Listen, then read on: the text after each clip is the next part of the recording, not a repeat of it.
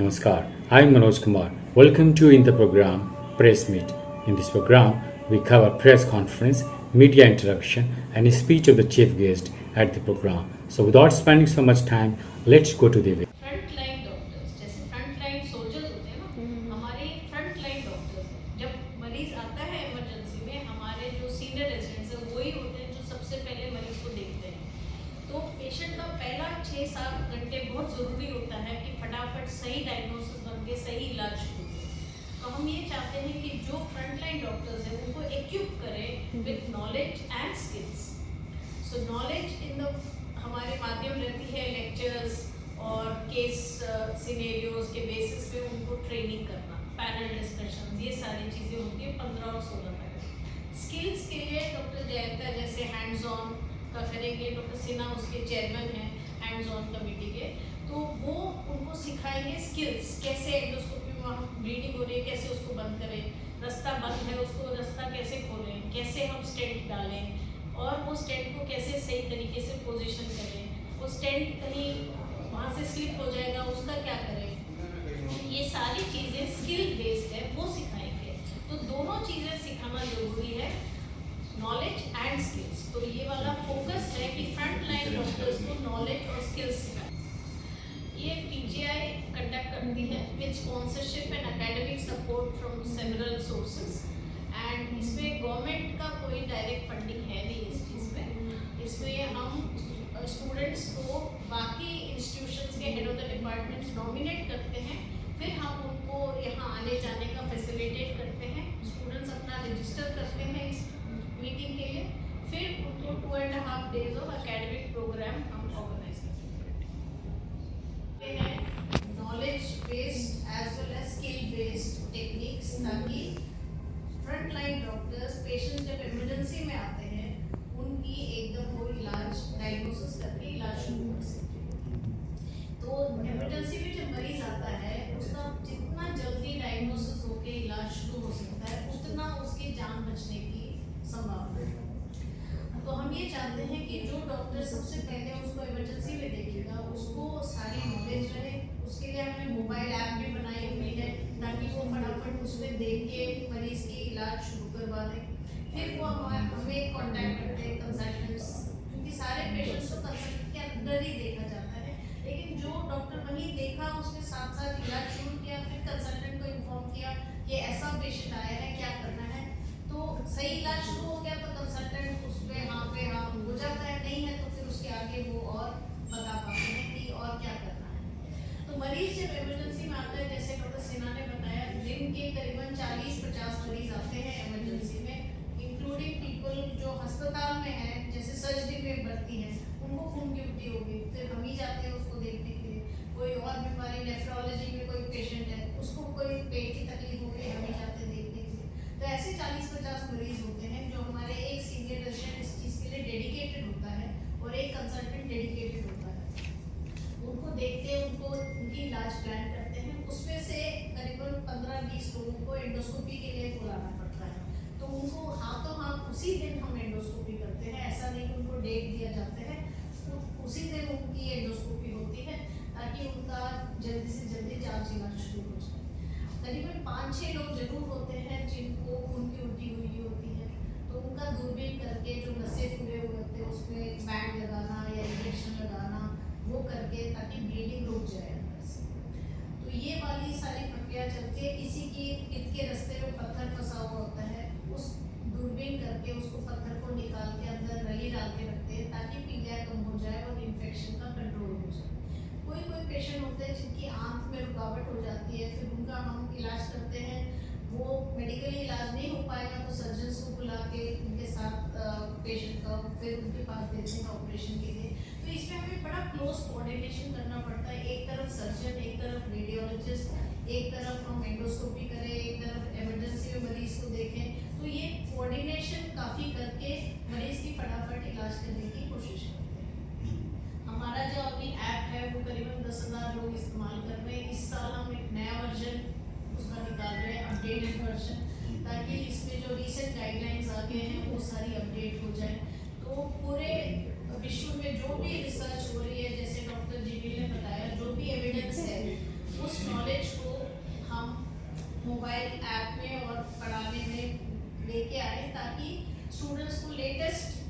Updated knowledge workshops होंगे। इसके अलावा इस बार हम एनेस्थीसिया डिपार्टमेंट के साथ कोलैबोरेट करके लोगों को सिखाएंगे कि कैसे अक्यूट इमरजेंसीज में कैसे किसी को सांस एकदम रुक गया, किसी को ब्लड प्रेशर बिल्कुल डाउन हो गया, किसी की हार्ट की रिदम खराब हो गई, तो उनको इमीडिएटली कैसे उनकी इलाज करनी चाहिए ताकि उनकी जान बच जाए।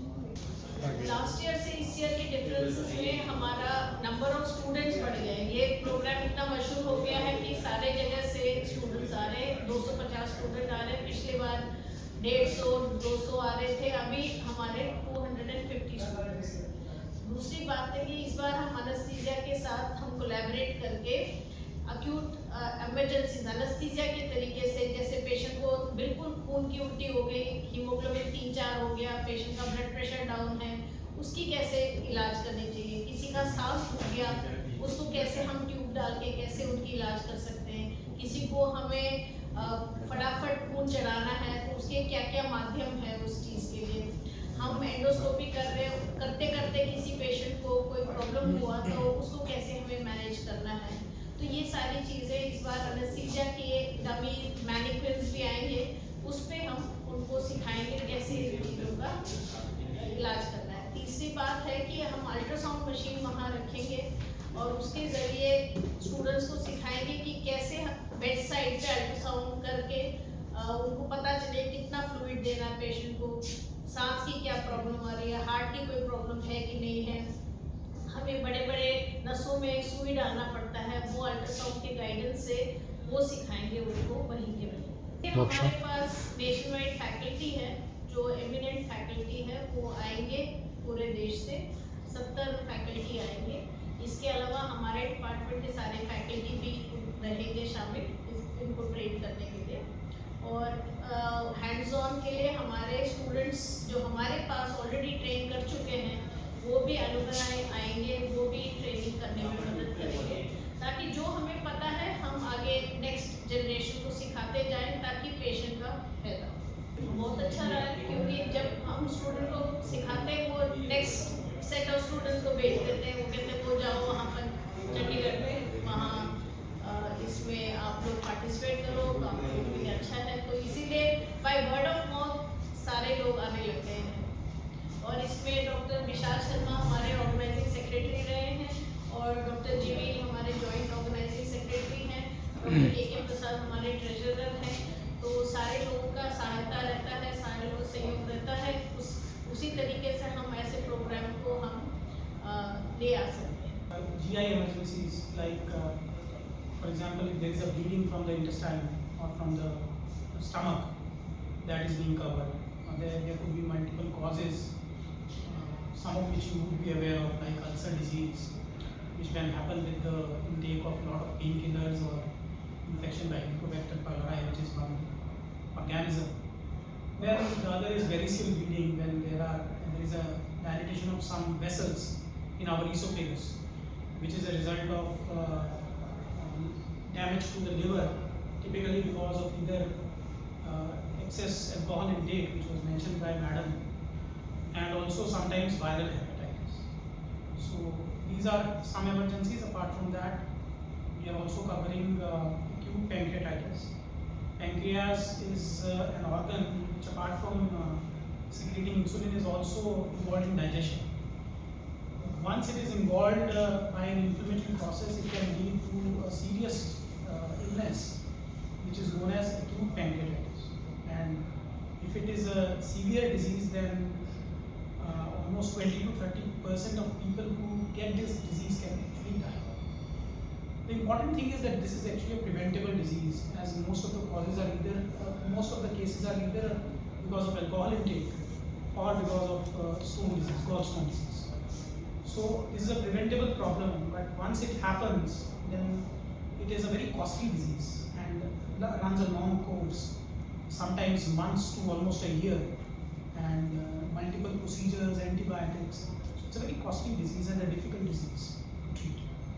So there will be experts from All India Institute of Medical Sciences, including experts from PGI, who will be talking about it.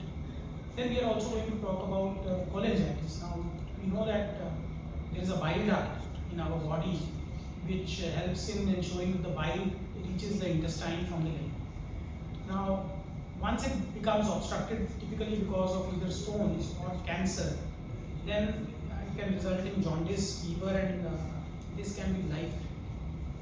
So, how do we manage it? Apart from antibiotics, we need to clear the bile duct or drain the bile duct. So, what procedures need to be done? All that will also be covered. There is also coverage of some intestinal diseases. So, there is a problem which happens with ulcerative colitis, where there is a bleeding from the intestine because of the ulcers in the large intestine, and sometimes that becomes very severe, and that is known as acute severe colitis. And there is a panel discussion which we can see participation from Professor Vinita Ahuja from AIIMS and Dr. Ajit Sood from Dayanand Medical College, Ludhiana. There is also a panel discussion on intestinal obstruction. When some of the diseases like let's say some tumor or some inflammatory diseases like GI tuberculosis or Crohn's disease can result in obstruction of the intestine, which is a dire emergency, and sometimes this cannot be managed medically and needs surgical intervention. So we will have inputs from our surgical colleagues also, and then we are discussing a lot of liver emergencies. So as you know that once the liver gets damaged, there are a lot of problems that can happen. One which I talked about already was GI and the bleeding because of the dilated veins. But sometimes there is development of fluid in the abdomen, and that becomes infected and can also lead to renal failure. So how to treat that, how to manage that, how to prevent that, that will be part of the deliberations.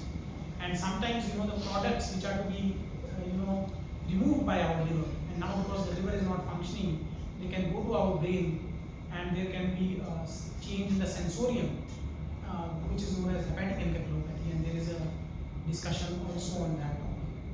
So apart from that, there are a large number of other GI problems which are going to be discussed in this meeting.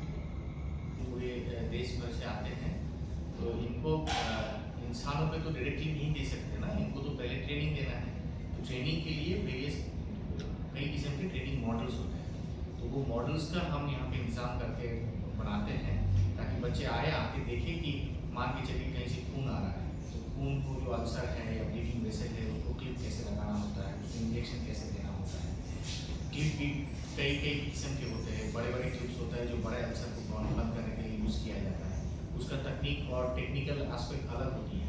तो ये सारी चीज़ें बच्चों को सिखाना पड़ता है ताकि वो आगे जाके फिर बाद में वो ट्रेनिंग लेके आगे जाके काम कर पाए। जैसे कि मैडम ने कहा होगा कि वो जो जॉन्डिस हो गया, पित्त की नली ब्लॉक हो गई, तो उसमें से हम जब स्टेंट डालते हैं कि पित्त की नली खोलने के लिए, तो वो सारे डिफरेंट इंस्ट्रूमेंट्स का अलग अलग व्यवहार होता है, उसको कैसे यूज़ किया जाता है, कैसे वायर डाला जाता है, कैसे उसको एक्सचेंज करता है, ये सारी चीज़ें जो है वो बच्चों को सिखाना ज़रूरी है। क्योंकि एक बार मॉडल में सीखेंगे उनको समझ में आएगा कि हर मशीन, हर एक्सेसरी, हर टेक्निक का कैसे कौन सा छोटे हिस्से जिससे ये सक्सेसफुली एंड सेफली पेशेंट्स पे किया जा सकता है। वो वाली बात जब हम एक बार ट्रेनिंग दे देते हैं, हालांकि वो वाला पार्ट हमारे जो एवेन्यू लेक्चर्स आ रहे हैं, स्पीकर्स आ रहे हैं पूरे देश से, वो लोग तो थियोरेटिकली बताते भी हैं, प्लस उसी चीज़ को बच्चे मॉडल के ऊपर हाथों हाथ प्रैक्टिस करके हम दिखा देते हैं ताकि उनको और बेटर आइडिया एंड क्लैरिटी आ जाता है कि कैसे ये सारा इंस्ट्रूमेंट्स एंड इक्विपमेंट्स यूज़ किया जाता है ये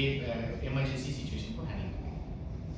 सीनियर रेजिडेंट डॉक्टर्स हैं हमारे, जो सीनियर रेजिडेंट मतलब जो डीएम या डीएनबी गैस्ट्रोएंटरोलॉजी के सुपर स्पेशलाइजेशन कोर्स को परस्यू कर रहे हैं, वो हमारे I would say 80 to 90% student वो कोर्स से आते हैं। जो पीजीआई के हमारे थोड़े से मेडिसिन के, एमडी मेडिसिन के जूनियर रेजिडेंट डॉक्टर्स हैं या थोड़े सर्जिकल कलीग्स भी हैं, वो भी पार्टिसिपेट करेंगे। बट हमारे जो मेन बाहर से लोग आ रहे हैं जिसके लिए प्रोग्राम जाना जाता है, वो प्रीडोमिनेटली जो सीनियर रेजिडेंट जो डीएम गैस्ट्रोएंटरोलॉजी प्रोग्राम कर रहे हैं डीएम के, वो उसमें आते हैं। उनके भी 3 साल रहते हैं, first and second and third year. उसमें जो predominantly second and third year में होते हैं, प्रीडोमिनेटली थर्ड ईयर, बिकॉज वो उनका टाइम होता है कि वो उनका कोर्स कंप्लीट होगा, एग्जाम के लिए अपियर होंगे, फाइनली वो क्लिनिकल प्रैक्टिस में एंटर होंगे।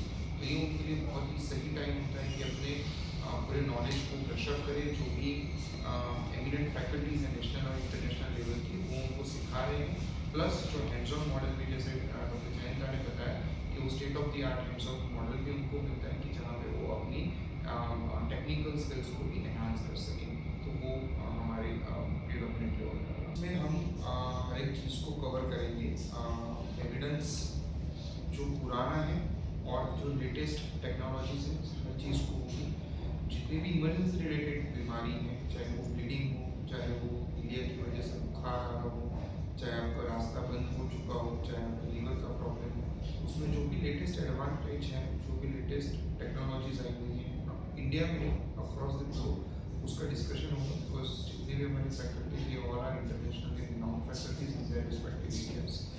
तो लकीली हम अभी वो एक एरा में जी रहे हैं कि इंडिया में और ग्लोबल स्टेज पे जो लेटेस्ट टेक्नोलॉजी उसमें कुछ ज़्यादा टाइम गैप नहीं है, प्रिडोमिनेटली सबसे साइमल्टेनियसली ही लॉन्च होती हैं। तो luckily we live in that era कि हमारे पास वो हर एक टेक्नोलॉजीज अवेलेबल है जो वर्ल्ड में latest all across the globe जो लेटेस्ट अवेलेबल होती है। तो फॉर दैट मैटर हमारी कॉन्फ्रेंस का actually one of the main reason he conference का क्रेज इसलिए है बिकॉज अपने अपने मिड एंड लेक्चर्स जो है वो लेटेस्ट टेक्नोलॉजीज़ के बारे में भी बताते हैं जो आप डे टू डे बेसिस पे यूज़ कर सकते हो। एट द सेम टाइम वो टेक्नोलॉजी का हैंड्स ऑन में हम करके उनको एक्चुअल रियल लाइफ का भी एक्सपीरियंस दे पाते हैं। तो उसकी वजह से ही इतना ज़्यादा जो मैडम ने बताया कि क्रेज जो है ग्रेजुअली बढ़ रहा है। And actually it is not just 250 students, we have more than request but we have to cut down the request because we cannot accommodate it at this point of time more than